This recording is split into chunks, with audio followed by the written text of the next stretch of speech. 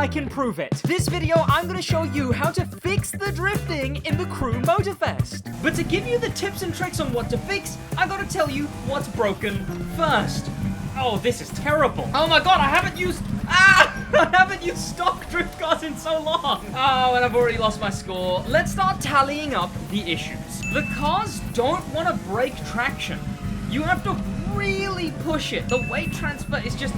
There you go. Okay, they swing back way too hard. Cars are way too fast because they... Okay, alright, and that's one of the biggest problems in drifting in this game. I just call it drift lock, but it ruins entire drift runs. The backs just don't swing out. I essentially just drove around that turn. You just sort of can't wide drift. Yep, or your car will do that. Okay. We're essentially ultra mega gripped up with no control over when our car actually starts sliding. Okay, lost it again because I have no power in the lower gears. Why is it stopped drifting halfway through the drift? Bro, I've got no momentum. Now we've done what? Let's figure out why. It's because the drifting in this game isn't built for drifting. The drifting in this game is built for racing, but sliding while you do it. So many things prove this. Like the fact that half of the drift playlist is racing. The fact that drifting is in Grand Race, but not as a point-based segment, as a racing segment. All of it is built for controller.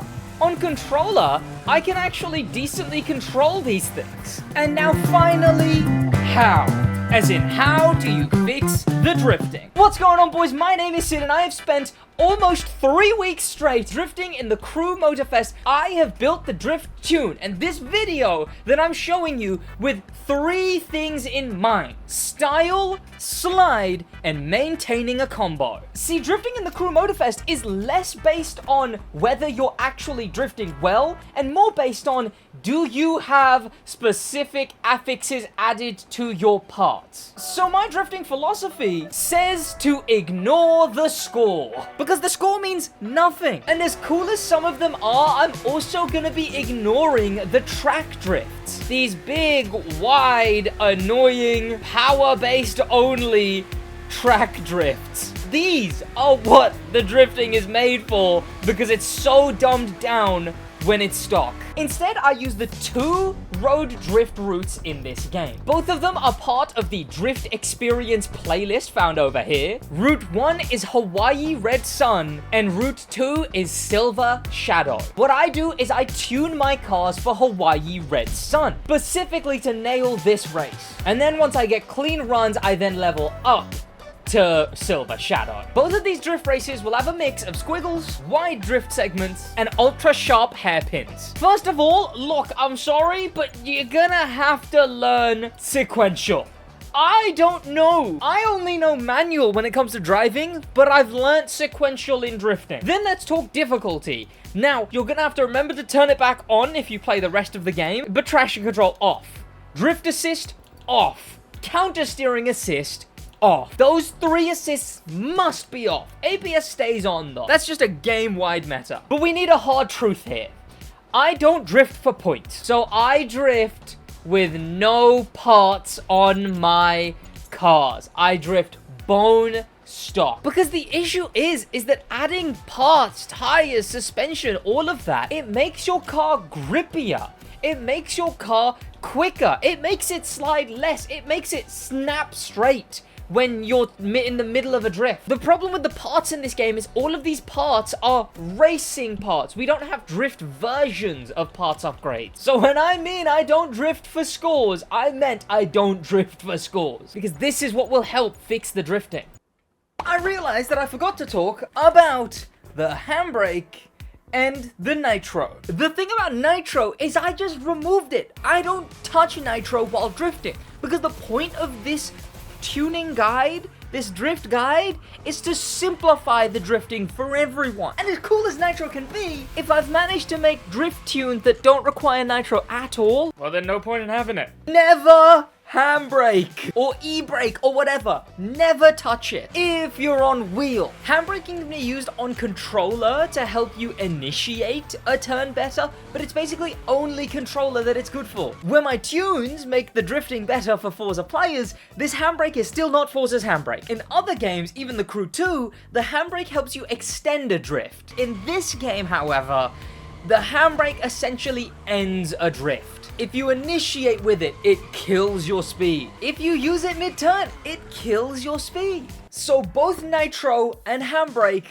are off the table. And then let's get to each car. Today, I'm going to be using the Toyota Supra as an example for tuning. A big asterisk here is this is my current knowledge of drifting. You'll see visually how much better I've made it, but this is very crude knowledge. First of all, I slam every single suspension option except the bottom one.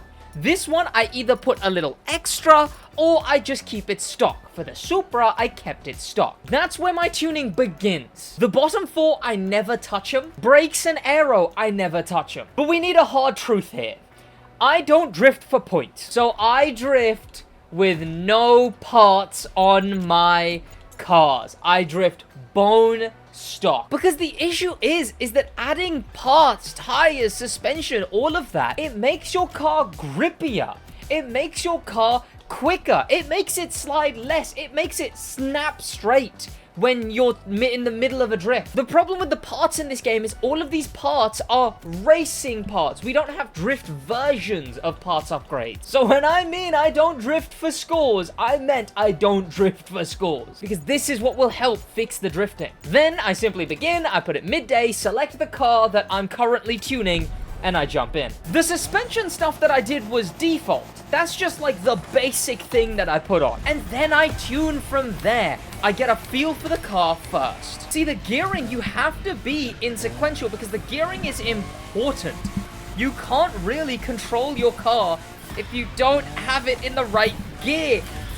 That's one of the next issues we have to solve that you just saw there. The car refusing to kick out.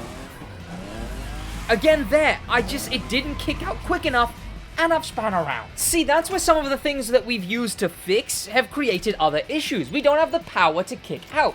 So what I do at that point is I adjust my tire grip. I do less rear grip, of course, but I also lower the front too. For the Supra, I landed on 18 and 12. Too little grip, and you won't be able to finish off a drift.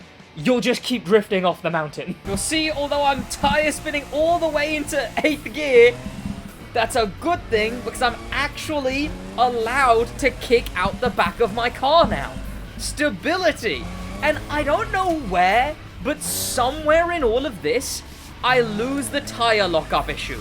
Oh, there you go. I had to gear down because I wasn't geared low enough for that. Oh, that was a lovely entry. But we had to re-drift a little. It's just the gearing that's a problem. See, now you've lowered the tire grip. Your car actually slides out, but how wide your car can go and what the road looks like all determines what gear you're supposed to be in. Damn it. Which is where we come to my final adjustment. The final drive. Shortening the gears and putting all the power in the lower gears.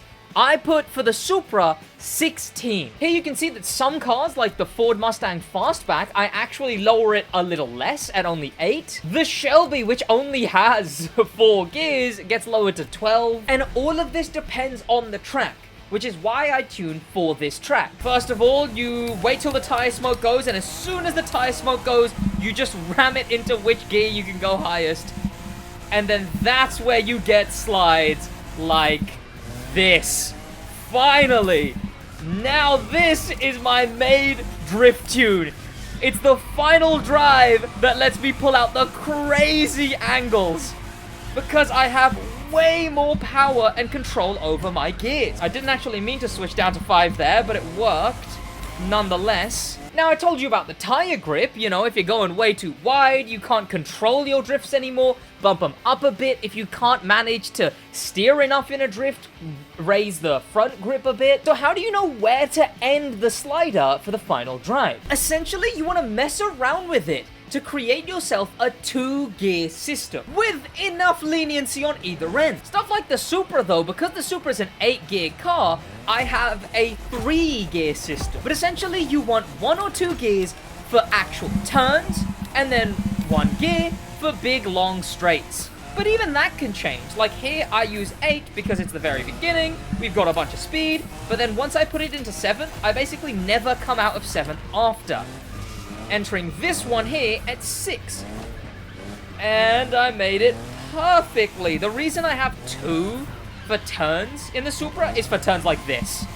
When you lose all momentum on the entry, you need to gear down to get more power.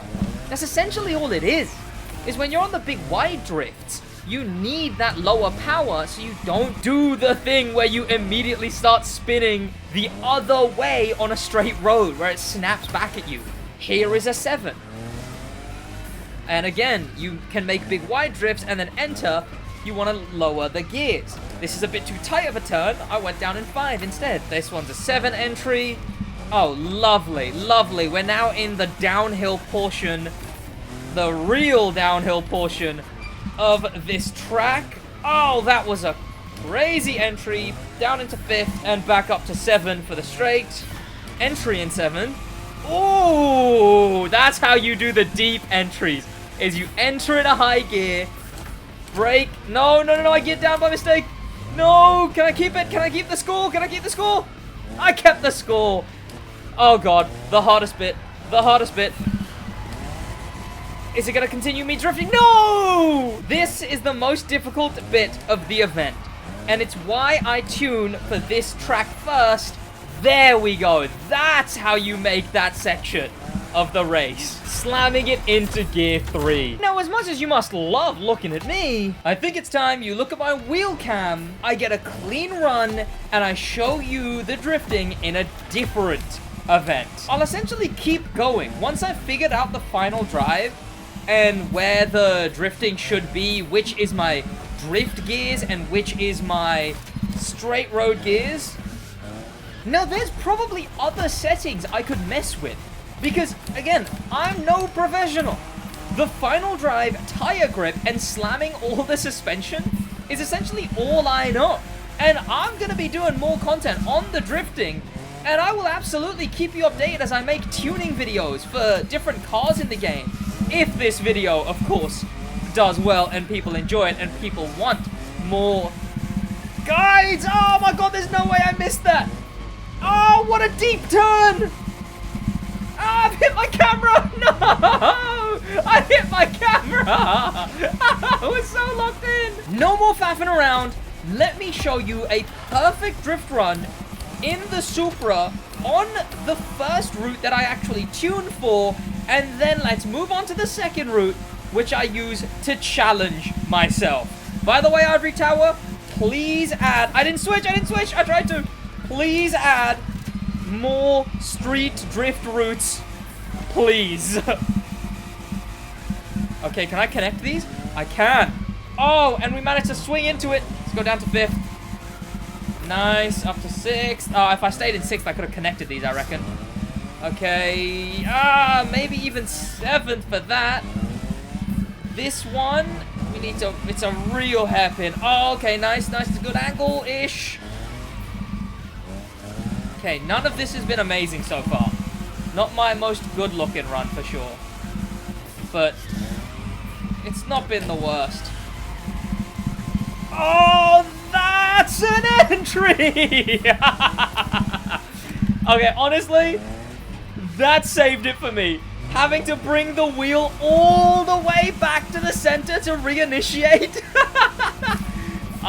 Big fan. Big fan.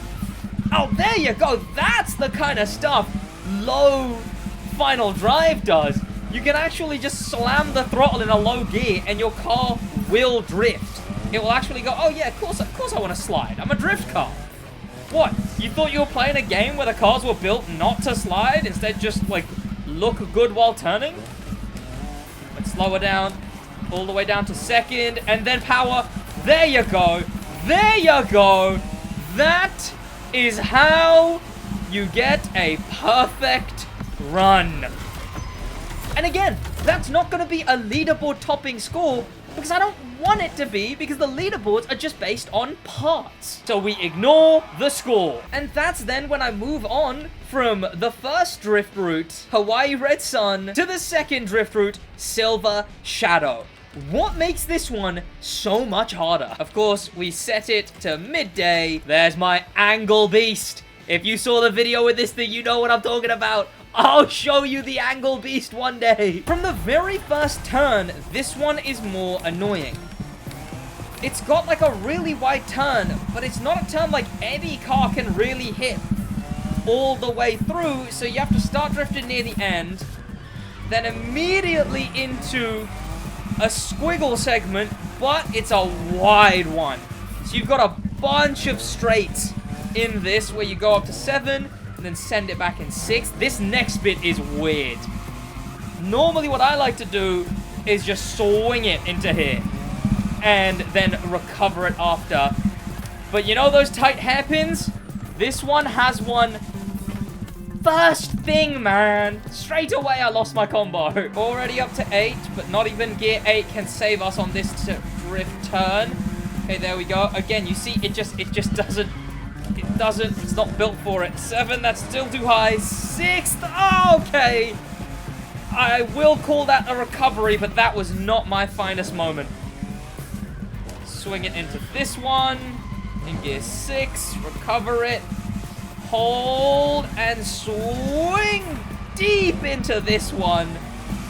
Save that, and now start gearing down to 3rd, 2nd, maybe power on the power, 3rd, 4th, 5th, 6th, 7th. Back into my straight line gear. That's how you make the hairpins while maintaining a combo. I go up to 8th just for this section, but then immediately back into 7th because 8 is unstable on this car.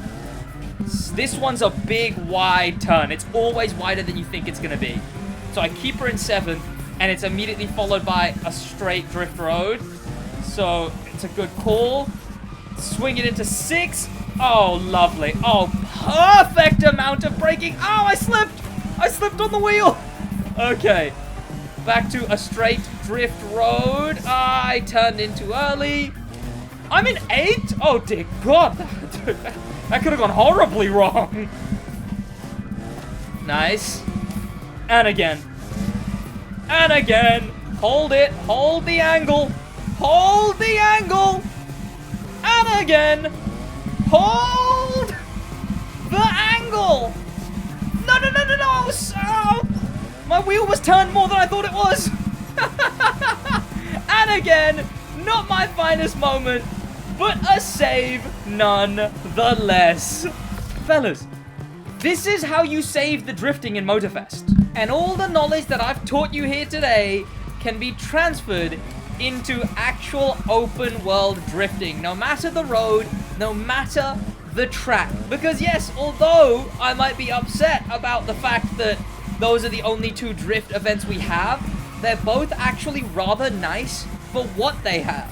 Because they have tight segments, they have hairpins, and they have wide drift segments, which essentially teach you all you need to know. And it all translates. Like here, you can see I can do this whole little drift circuit area in gear 5 without touching anywhere else, which isn't a gear I normally use in normal drift events.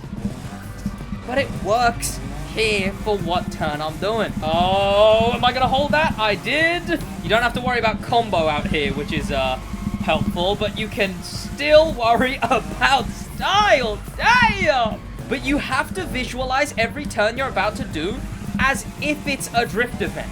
Because a lot of the tune here and the gears that you use don't just determine your entry slide, they determine your exit slide. Like there, I wouldn't have survived that if I was still in 6th. Why am I in 4th? Moza, please, give me a dunk, dunk, dunk, a sequential shifter. And in the Crew Motorfest, now that the drifting is actually drifting, unlike Forza, you can do it in a proper skyscraper-filled city. Entry in 7th, give me some big angle, exit in 5th. 3rd to swap round. Oh my God.